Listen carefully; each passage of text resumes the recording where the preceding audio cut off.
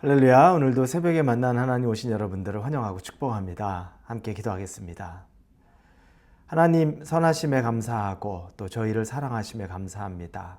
부족하고 보잘것없고 늘 죄에 빠져 있고 자리에서 잘 일어서지도 못하는 우리들을 하나님이 늘 보듬어 주시고 새 힘 주시고 새로운 날 주시면서 다시 시작해보라는 하나님의 메시지로 받게 하시니 감사합니다. 말씀을 받는 자는 하나님 앞에 새롭게 설 줄로 믿습니다. 말씀에 권능이 있기 때문입니다.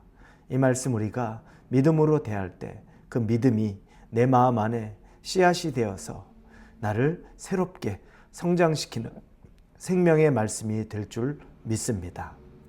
감사하며 예수님의 이름으로 기도합니다. 아멘. 우리에게 주신 하나님의 말씀은 열왕기상 15장입니다. 25절부터 32절까지 말씀 같이 나누겠습니다. 열왕기상 15장입니다. 25절에서 32절입니다. 함께 읽겠습니다. 유다의 아사왕 둘째 해에 여로보암의 아들 나답이 이스라엘 왕이 되어 2년 동안 이스라엘을 다스리니라. 그가 여호와 보시기에 악을 행하되 그의 아버지의 길로 행하며 그가 이스라엘에게 범하게 한 그 죄 중에 행한지라. 이에 이사갈 족속 아이야의 아들 바하사가 그를 모반하여 블레셋 사람에게 속한 기쁘돈에서 그를 죽였으니 이는 나답과 온 이스라엘이 기쁘돈을 에워싸고 있었음이더라. 유다의 아사왕 셋째 해에 바하사가 나답을 죽이고 대신하여 왕이 되고 왕이 될 때에 여로보암의 온 집을 쳐서 생명 있는 자를 한 사람도 남기지 아니하고 다 멸하였는데 여호와께서 그의 종 실로 사람 아이야를 통하여 하신 말씀과 같이 되었더라. 이는 여로보암이 범죄하고 또 이스라엘에게 범죄하게 한 죄로 말미암으며 또 그가 이스라엘 하나님 여호와를 노엽게 한 일 때문이었더라. 나답의 남은 사적과 행한 모든 일은 이스라엘 왕 역대지략에 기록되지 아니하였느냐. 아사와 이스라엘의 바하사 왕 사이에 일생 동안 전쟁이 있으니라. 아멘. 여로보암의 병들었던 아들이 죽었습니다. 그리고 우리가 본문을 읽지는 않았지만 그 다음에 보니까 여로보암이 22년 동안을 통치했다고 나옵니다. 여로보암이 나머지 22년을 통치했다는 건 그가 금방 죽지 않고 꽤 오랫동안 통치했다라는 증거가 되겠죠. 그런데 하나님은 그 전에 선지자 아이야를 통해서 그 아내에게 또 얘기를 했죠. 너희 집안에 모두가 다 죽을 것이다 라고 했는데 여로보암 때 그 일이 일어나지 않습니다. 그런데 오늘 본문에 보니까 여로보암의 오래전의 아들은 죽었고 그리고 그 이후에 또 다른 아들이었던 나답이라는 아들이 자기 아버지 여로보암이 죽고 이제 왕위를 계승합니다.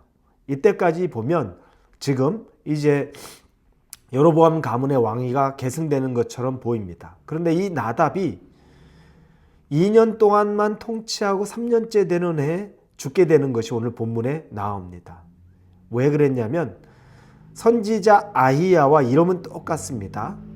그 다른 이사갈 사람의 아히야라는 사람의 아들이 등장하는데 여기에 보니까 바하사라는 사람입니다. 아히야의 아들 바하사. 선지자 아히야가 아니라 이사갈 사람 아히야의 아들 바하사가 등장하는데 이 사람이 이제 모반을 일으키는 거죠. 반역을 하는 겁니다. 그래서 여로보암의 아들, 이제 여로보암의 2세 정도 되는 거죠. 나답에게 반역을 해서 그를 죽이고 자기가 왕위에 오릅니다. 그러면서 그 집안 전부도 생명 있는 사람 한 명도 남기지 않았다고 이야기를 합니다. 한 명도 남기지 않고 여로보암 집안을 몰살시키는 겁니다. 이걸 보니까 하나님의 말씀이 그대로 이루어졌습니다. 하나님은 그 전에 말씀하셨죠. 한 사람도 남겨지지 않을 것이다. 성 안에서는 짐승이 잡아먹고 그리고 성 밖에서는 새가 쪼아먹을 것이다 라고 말하는 것처럼 모두가 다 그렇게 죽어나갈 것이다 라는 것을 이야기했는데 그게 실제가 되었습니다. 그러면 왜 22년 여로보암이 통치하는 동안에 하나님이 그 일을 이루지 않았던 걸까요? 왜 그때 여로보암 때 하나님이 그를 죽이지 않았을까? 저는 그 생각이 들면서 그때 여전히 하나님의 선하심이 생각이 들었습니다. 하나님은 기다렸다는 생각이 드는 겁니다.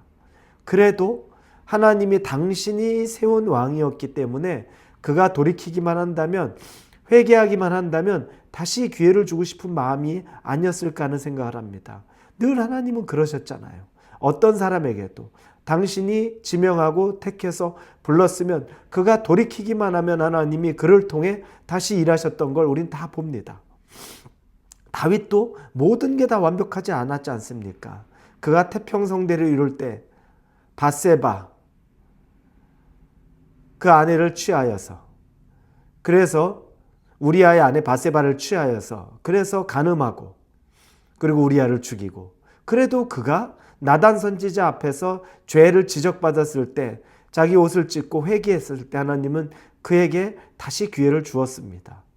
그분이 바로 하나님입니다. 22년의 여로보암의 재위라는 그 시간은 회개의 기간입니다. 하나님이 계속 보고 기다린 겁니다. 그런데 그가 죽고 그 아들 때가 되었을 때 하나님은 더 이상 그 아들 때의 왕위를 이어줄 이유가 없었던 겁니다. 그래서 2년이 지나고 3년 차 될 때 다른 사람이 반역해서 그 집안이 몰살되는 일이 생긴 겁니다. 기회가 있을 때 우리가 돌이키는 겁니다. 하나님이 기다려주시지만 기회가 지나가면 그때는 우리의 시간이 아닐 수 있습니다. 어느 때까지 그냥 이렇게 있는 것이 아닙니다.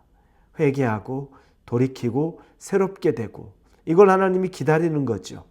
우리에게 무한정 기회가 있다, 시간이 있다 생각하시면 안 됩니다. 사랑하는 우리 홀리웨이브 성도 여러분, 여러분 안에 하나님이 주시는 메시지가 있다면, 돌이킴을 원하고 기다리신다면 돌아가실 수 있기 바랍니다. 결단 하루빨리 할 수 있기를 바랍니다.